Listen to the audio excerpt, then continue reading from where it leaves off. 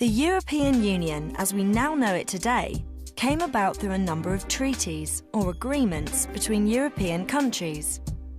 After the horror of World War II, people wanted to find ways to ensure future peace and cooperation between the different countries in Europe.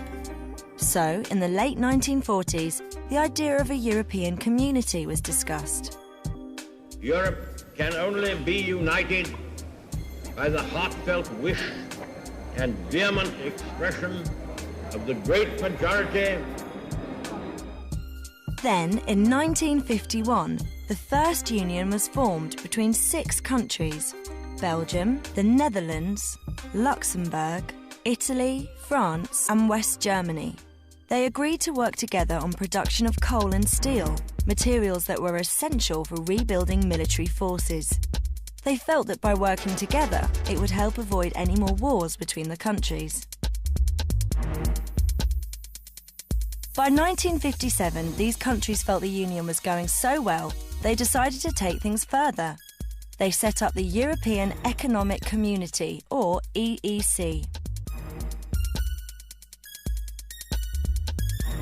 This aimed to make it easier to buy and sell a wide range of goods, not just coal and steel, throughout the 6 countries that were members.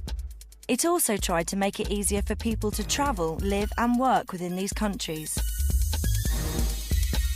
Soon, other countries wanted to join the EEC, and the membership started to grow.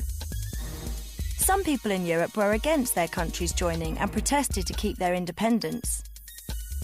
Then, as now, any country that wanted to join had to apply, and the existing members decided whether to let them join or not. The UK applied, and after being turned down twice, finally joined in 1973. It is a step towards the participation of the peoples of our countries. As the EEC grew in size, they worked on ways to make it better. In 1986, our Prime Minister at that time, Margaret Thatcher, signed the Single European Act, which further reduced barriers to trade between the different countries.